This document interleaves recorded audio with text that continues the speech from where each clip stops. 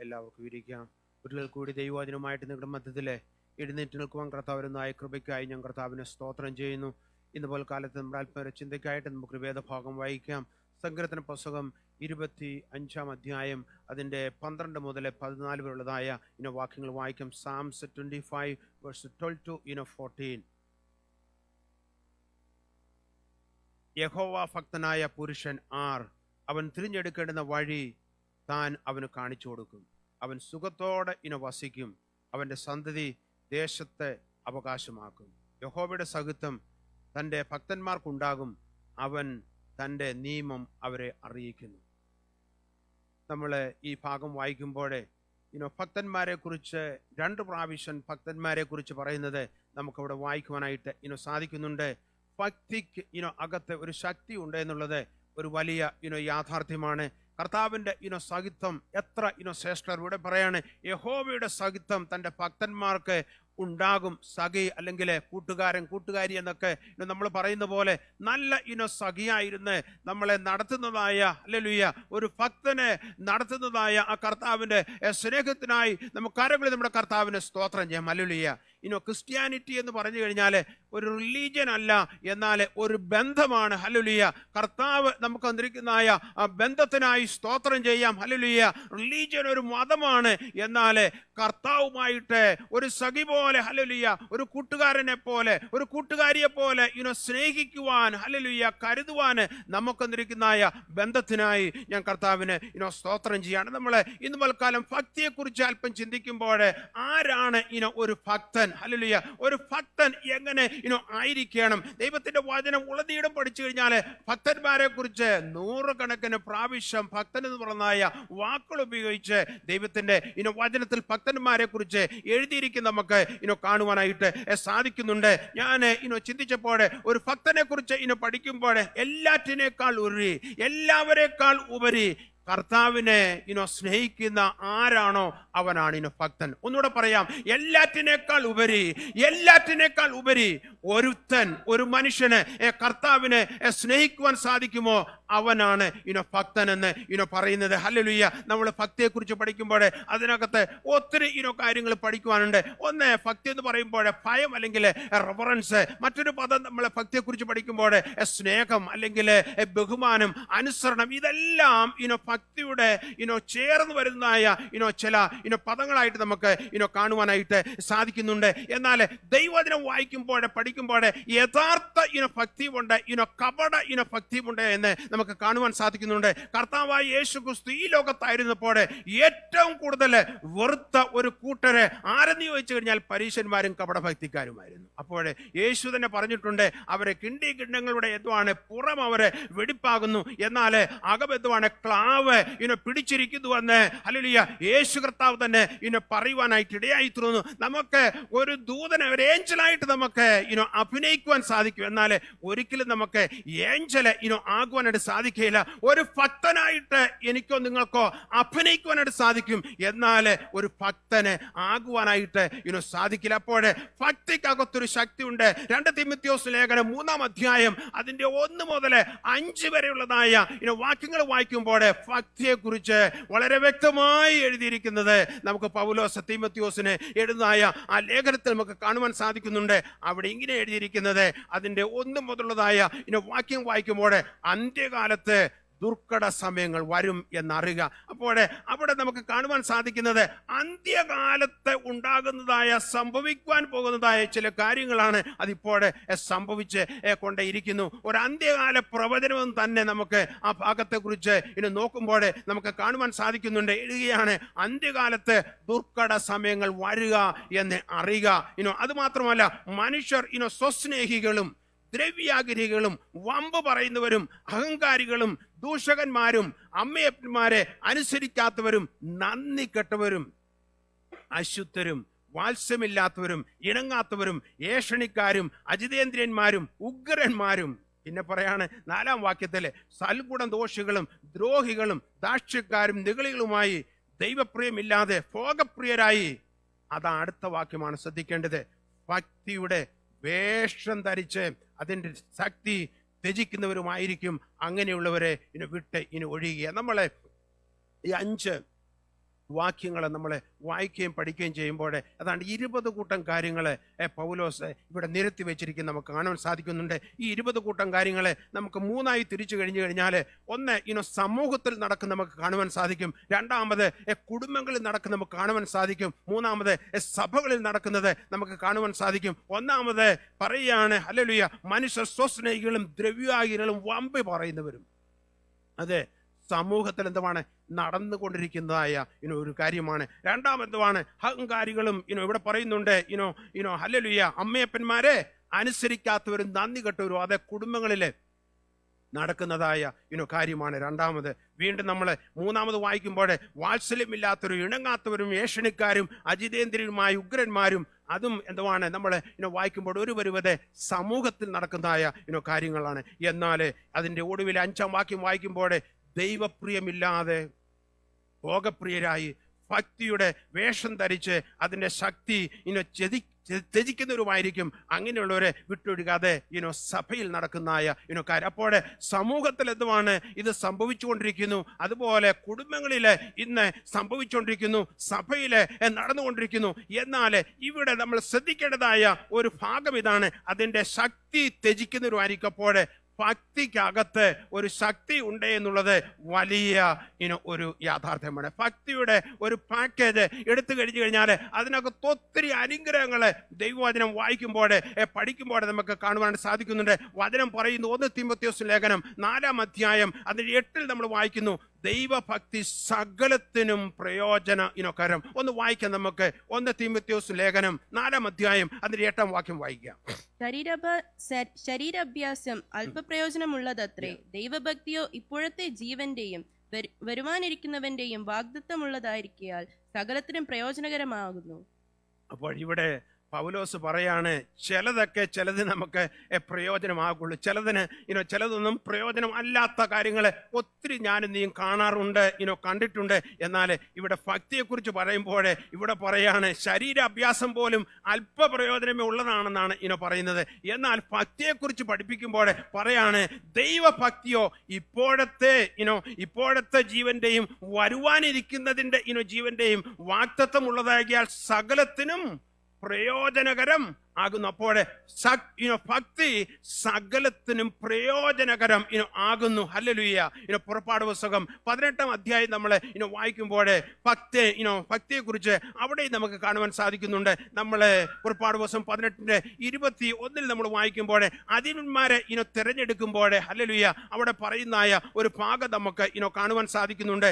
അവിടെ 21-ാം വാക്യം ഇങ്ങനെ എഴുതിയിരിക്കുന്നത്, ദൈവഭക്തന്മാരും സത്യവാന്മാരും ദുരുദായം വെറുക്കുന്നവരുമായ പ്രാപ്തിയുള്ള പുരുഷന്മാരെ സകല ജനത്തിൽ നിന്ന് തിരഞ്ഞെടുത്ത് അവരെ 1000 പേർക്കും അധിപതിയായും 100 പേർക്ക് അധിപതിമാരായും 50 പേർക്ക് അധിപതിമാരായും 10 പേർക്ക് അധിപതിമാരായും നിയമിക്കുക. അവിടെ നമുക്ക് 18-ാം അധ്യായം നമ്മൾ വായിക്കുമ്പോൾ അവിടെ കാണുന്നത് മോശയുടെ അമ്മായിപ്പനായ യിത്രോവ് തൻ്റെ മകളായ സിപ്പോറയും 2 കുഞ്ഞുങ്ങളെ കൊണ്ട് മോശയെ കാണുവാനായിട്ട് കടന്നു വരികയാണ്. മോശ ഇസ്രായേൽ മക്കളെ നടത്തി ബിസിയിലായിരുന്നു. അപ്പോൾ കുറച്ച് സമയം ഭാര്യയും കുഞ്ഞുങ്ങളും അമ്മായിപ്പൻ്റെ ഭവനത്തിലായിരുന്നു. ഇപ്പോൾ അമ്മായിപ്പനെ സിപ്പോറയും തൻ്റെ മകളെയും 2 മക്കളെയും കൊണ്ട് ആൺമക്കളെയും കൊണ്ട് ഇപ്പോൾ 18-ാം അധ്യായത്തിൽ കടന്നു വരികയാണ് മോശയെ കാണുവാനായിട്ട്. അവിടെ കടന്നു വന്നു കഴിഞ്ഞപ്പോൾ നമുക്കതിൻ്റെ ആദ്യ ഭാഗങ്ങളെല്ലാം വായിക്കുമ്പോൾ മോശ അമ്മായിപ്പനായ യിത്രോവിനെ വളരെ കാര്യമായി സ്വീകരിക്കുന്നതായ സ്വീകരണമൊക്കെ അധ്യായത്തിൽ നമുക്ക് കാണുവാൻ സാധിക്കുന്നുണ്ട്. എന്നാൽ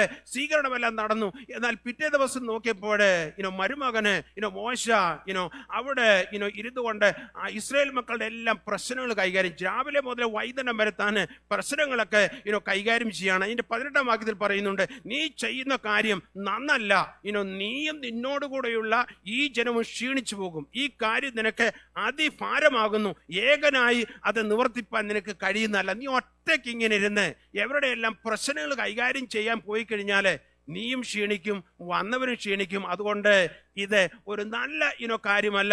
ഇതിനൊരു വ്യത്യാസം വരണമെന്ന രീതിയിൽ അമ്മായിപ്പനായ യിത്രോ തന്നെ ഹല്ലേലൂയ അഡ്വൈസ് ചെയ്ത് നമുക്ക് കാണാൻ സാധിക്കുന്നുണ്ട്. അതിന്റെ 19-ാം വാക്യം വായിക്കുമ്പോൾ, ആകയാൽ എൻ്റെ വാക്ക് കേൾക്ക എന്ന് അമ്മായിപ്പൻ പറയാണ്. എന്നിട്ട് പറയാണ്, അമ്മായിപ്പന്മാരുടെ വാക്ക് വല്ലപ്പോഴൊക്കെ കേൾക്കുന്നത് നല്ലതാണ്. ഇവിടെ പറയാണ്, ഞാൻ ഒരാലോചന പറഞ്ഞു തരാം, ദൈവം നിന്നോടുകൂടെ ഇരിക്കും. നീ ജനത്തിന് വേണ്ടി ദൈവസന്നിധിയിൽ ഇരിക്കുക. നീ കാര്യങ്ങളെ ദൈവസന്നിധിയിൽ കൊണ്ട് ചെല്ലുക.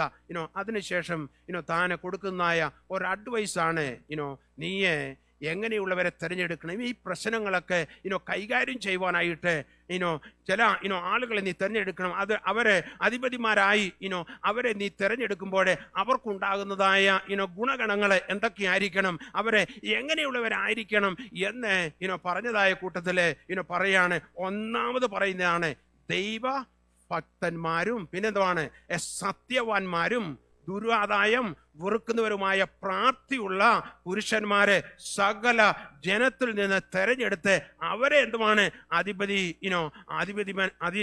അധിപന്മാരാക്കി വെക്കണം. 1000 പേർക്കും 100 പേർക്കും 50 പേർക്കും എന്ന് എഴുതിയിരിക്കുന്ന നമുക്ക് കാണാൻ സാധിക്കും. അപ്പോൾ ദൈവ ഭക്തി നിന്നെയും എന്നെയും ഒരു ലീഡർഷിപ്പിലേക്ക് കൊണ്ടുവരുമെന്നുള്ളതിന് യാതൊരു സംശയമില്ല. എത്ര പേര് വിശ്വസിക്കുന്നു? ദൈവഭക്തിയോടെ ഞാനും നീയും ജീവിച്ചു കഴിഞ്ഞാൽ ദൈവം നമ്മളെ എന്തുമാണ് ചിലതിനൊക്കെ അധിപതിമാരാക്കി തീർക്കും. എത്ര പേര് വിശ്വസിക്കുന്നു? ദാനിയേലിന്റെയും തന്റെ കൂടെ ഉണ്ടായിരുന്നായ എബ്രായ ബാലന്മാരുടെയും ചരിത്രം പഠിക്കുമ്പോൾ അവരുടെ ദേശം വിട്ട് അന്യദേശത്ത് പോയി, എന്നാൽ ഭക്തിയോടെ ജീവിച്ചതായ അവരെ ദൈവം എന്തുമാണ് ഹല്ലേലൂയ ഒരു ലീഡർഷിപ്പിലേക്ക് ബാബിലോണിലെ കൊണ്ടുവന്നതായ ചരിത്രം നമുക്ക് എല്ലാവർക്കും അറിയാം. ഹല്ലേലൂയ. കുഞ്ഞുങ്ങളെ, ഇന്ന് പൽക്കാലം പ്രത്യേകിച്ച് യുവാക്കന്മാരോട് യുവതിമാരോട് എനിക്ക് പറയാനുള്ളത്, ദൈവഭക്തി നീ മുറുകെ പിടിച്ചുകൊണ്ടിരുന്നു കഴിഞ്ഞാൽ ദൈവം വരുന്ന കാലങ്ങളിൽ നിന്നെ ഒരു ലീഡർഷിപ്പിലേക്ക് കൊണ്ടുവരും. അത് വിശ്വസിക്കുന്ന കുഞ്ഞുങ്ങൾ എത്ര പേരുണ്ട്? ഹല്ലേലൂയ. നീ ദൈവ ഭക്തി നീ പഠിച്ചോ, PhD എടുത്തോ, 2 ജോലി ചെയ്തോ, ഒത്തിരി കാര്യങ്ങളെ അക്കംപ്ലിഷ് ചെയ്തോ, എന്നാൽ അതിന്റെ കൂടെ തന്നെ ഹല്ലേലൂയ ദൈവഭക്തി കുഞ്ഞുങ്ങളെ നിങ്ങൾ മുറുകെ പിടിക്കുന്നുവെങ്കിൽ നിങ്ങളെ എവിടെ പോയാലും നിങ്ങളെ ഹല്ലേലൂയ ചിലതിനൊക്കെ അധിപന്മാരായി ഹല്ലേലൂയ ലീഡർഷിപ്പിലേക്ക് നിങ്ങളെ പ്രൊമോട്ട് ചെയ്ത് കൊണ്ടുവരുമെന്നുള്ളതിന് യാതൊരു സംശയമില്ല. അത് വിശ്വസിക്കുന്ന ചെറുപ്പക്കാരായ കുഞ്ഞുങ്ങളെ വിശ്വസിച്ചുകൊണ്ട് അവർ മാത്രം കരങ്ങളെടുത്ത് കർത്താവിന് മഹത്വം കൊടുത്താട്ടെ. Hallelujah, hallelujah. ആരെയും ഞാൻ കാണുന്നില്ല. ചെറുപ്പക്കാർ എത്ര പേര് ഇരിപ്പുണ്ട്? Hallelujah, hallelujah. എത്ര പേര് വിശ്വസിക്കുന്നു കർത്താവ് വരുന്ന കാലങ്ങളിൽ എന്നെ ഹല്ലേലൂയ ഒരു ലീഡർഷിപ്പിലേക്ക് കൊണ്ടുവരുമെന്ന് നിങ്ങൾ വിശ്വസിച്ചുകൊണ്ട് കരങ്ങളുയർത്തി ദൈവത്തിന് മഹത്വം കൊടുക്കുന്നുവെങ്കിൽ ദൈവം എന്തുവാണ് നിങ്ങളുടെ ജീവിതത്തെ അത് ചെയ്യും. ഒരു കാര്യം മാത്രമേ ഉള്ളൂ, ഭക്തന്മാരായി ജീവിച്ചാൽ മാത്രം മതി. നമ്മളെ പത്രോസിന്റെ ലേഖനം 1-ാം അധ്യായം 2 പത്രോസിന്റെ ലേഖനം 1-ാം അധ്യായം അതിന്റെ 5 മുതൽ 7 വരെയുള്ളതായ വാക്യങ്ങൾ വായിക്കുമ്പോൾ വിശ്വാസത്തിന്റെ ചില പടികളെ കുറിച്ച് അവിടെ നമുക്ക് വായിക്കുവാനായിട്ട് സാധിക്കുന്നുണ്ട്. ഒരു ഗോവണി എടുത്തു കഴിഞ്ഞാൽ 7 പടി കാണും. എൻ്റെ വീട്ടിലൊരു ഗോവണിയുണ്ട്, അതിന് 4 അല്ലെങ്കിൽ പടി മാത്രമേ ഉള്ളൂ, സ്റ്റെപ്പ് മാത്രമേ ഉള്ളൂ. എന്നാൽ ഇവിടെ നമ്മൾ വിശ്വാസത്തിന്റെ പടികളെ കുറിച്ച് പഠിക്കുമ്പോൾ ഒരു 7 സ്റ്റെപ്സ് നമുക്ക് ഇവിടെ കാണുവാനായിട്ട് സാധിക്കുന്നുണ്ട്. അവിടെ ഇങ്ങനെയാണ് പറയുന്നത്, അത് നിമിത്തം തന്നെ നിങ്ങൾ സകല ഉത്സാഹവും കഴിച്ച് നിങ്ങളുടെ വിശ്വാസത്തോടെ വീര്യവും, വീര്യത്തോടെ പരിജ്ഞാനവും, പരിജ്ഞാനത്തോടെ ഇന്ദ്രിയജയവും, ഇന്ദ്രിയജയത്തോടെ സ്ഥിരതയും, സ്ഥിരതയോടെ എന്തുവാണ് ഭക്തിയും. അപ്പോൾ 6ാമത്തെ സ്റ്റെപ്പാണ് വിശ്വാസ ജീവിതത്തിന്റെ 6ാമത്തെ ഒരു സ്റ്റെപ്പ്. ഹല്ലേലൂയ. അവിടെ നമുക്ക് കാണുവാൻ സാധിക്കുന്നത് സ്ഥിരതയോടെ ഭക്തിയും, ഭക്തിയോടെ സഹോദരപ്രീതിയും, സഹോദരപ്രീതിയോടെ സ്നേഹവും കൂട്ടിക്കൊള്ളുകയും. അപ്പോൾ ഹല്ലേലൂയ ക്രിസ്തീയ ജീവിതത്തിന്റെ, വിശ്വാസ ജീവിതത്തിന്റെ ഒരു സ്റ്റെപ്പ്, ഒരു ലാഡറിന് പല സ്റ്റെപ്പുകളുള്ളതുപോലെ നമ്മുടെ ഒരു സ്റ്റെപ്പ് ആയിരിക്കണം ഭക്തിയോടുകൂടിയുള്ള ജീവിതം. Hallelujah, hallelujah. എത്ര പേർ അത് വിശ്വസിക്കുന്നു? Hallelujah, hallelujah. വിശ്വസിക്കുന്ന കാര്യങ്ങളിൽ നമ്മുടെ കർത്താവിന് ഒന്ന് മഹത്വം കൊടുക്കട്ടെ. ഹല്ലേലൂയ. അതുപോലെ തന്നെ ഭക്തന്മാർക്ക് കർത്താവ് തീരുമാനങ്ങളെ എടുക്കുവാനുള്ളതായ കഴിവ് കൊടുക്കുമെന്ന് ദൈവത്തിന്റെ വചനം നമ്മളെ പഠിപ്പിക്കുന്നു. നമുക്കതിനായിട്ട് ഒരു വേദഭാഗം വായിക്കും. ആവർത്തന പുസ്തകം 33-ാം അധ്യായം അതിന്റെ 8-ാം വാക്യം വായിക്കാം. തീരുമാനങ്ങളെ എടുക്കുവാനുള്ളതായ കഴിവ് ദൈവം തന്റെ ഭക്തന്മാർക്ക് കൊടുക്കും. വായിച്ചാട്ടെ 33-ന്റെ 8-ാം വാക്യം. ലേവിയെക്കുറിച്ച് അവൻ പറഞ്ഞത്, നിന്റെ തുമ്മീമും ഊരീമും നിന്റെ ഭക്തന്റെ പക്കൽ ഇരിക്കുന്നു. നീ മസായിൽ വെച്ച് പരീക്ഷിക്കുകയും കലഹജലത്തിങ്കൽ നീ മതി. അതിന്റെ ആദ്യ ഭാഗമാണ് ഞാൻ ശ്രദ്ധിക്കുവാനായിട്ട് നിങ്ങളോട് ആവശ്യപ്പെടുന്നത്. ലേവിയെ കുറിച്ച് അവിടെ പറയാണ്. അവൻ പറഞ്ഞത് നിന്റെ തുമ്മീമും ഉറീമും നിൻ ഭക്തൻ പക്കൽ ഇരിക്കുന്നു. അപ്പോൾ ഹല്ലേലൂയ, ലേവിയെ കുറിച്ച് പറയാണ് ഉറീമും തുമ്മീമും. നമ്മള് ഈ ഉറീമും തുമ്മീമിനെ കുറിച്ച് ഞാൻ വർഷങ്ങൾക്ക് മുമ്പ് ഞാൻ ഈ SBC എന്നുള്ളതായ സദനേഷ്യ ബൈബിൾ കോളേജിൽ പഠിക്കുവാൻ പോയി. അപ്പോൾ ഈ ഫസ്റ്റ് സെമസ്റ്ററിൽ അവിടെ ചെന്ന് കഴിഞ്ഞാൽ ദൈവത്തിന് അതിനൊക്കെ പഠിക്കുവാനൊക്കെ തുടങ്ങിയതേ ഉള്ളൂ. അപ്പോൾ അവിടെ എനിക്കൊരു പ്രത്യേക ജോബ് കിട്ടി എന്ന് പറഞ്ഞു കഴിഞ്ഞാൽ ശാന്തിനഗറുള്ളതായ അസ്മൽസ് കോഡിൻ്റെ ചർച്ചിൽ പോയി അവിടുത്തെ പാസ്റ്ററിനെ സഹായിക്കണം.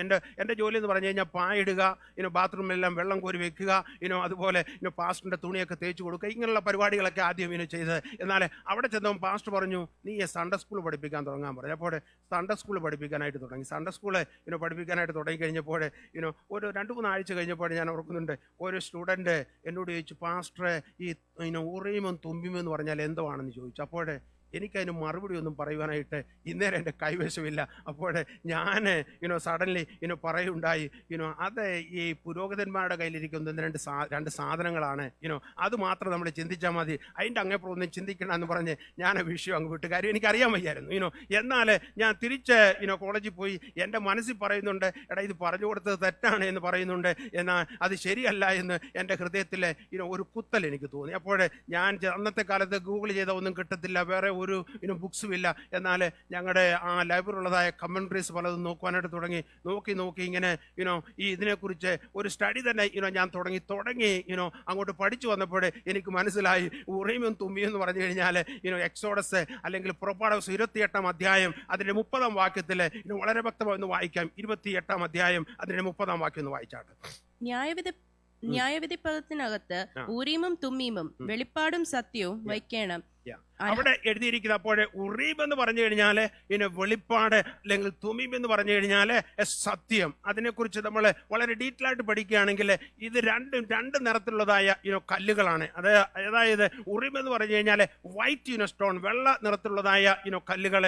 അതുപോലെ തന്നെ തുമീം എന്ന് പറഞ്ഞു കഴിഞ്ഞാൽ കറുത്ത കല്ലുകളെന്ന് പറയാം. എന്നാൽ അത് എങ്ങനെയാണ് ചെയ്യുന്ന ചോദിച്ചു കഴിഞ്ഞാൽ ഒരു പവിച്ചില ഈ കല്ലുകളാക്കും. എന്നിട്ട് പുരോഹിതൻ ധരിക്കുന്നതായ നീളക്കുപ്പായമുണ്ട്, അതിനോട് ചേർത്ത് എന്തുവാണ് ഈ പൗച്ച് എന്തുവാണ് അവര് തുന്നി ചേർക്കും.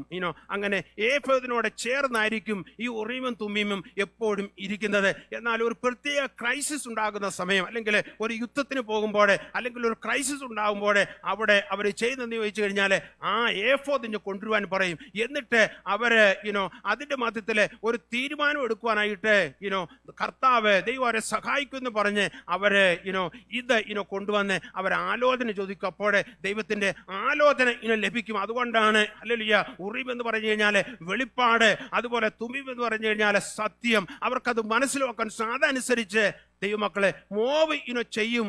അന്നത്തെ കാലത്ത് അതായിരുന്നു ഉറീമും തുമ്പീം എന്ന് പറഞ്ഞു കഴിഞ്ഞാൽ ഹല്ലേലൂയ.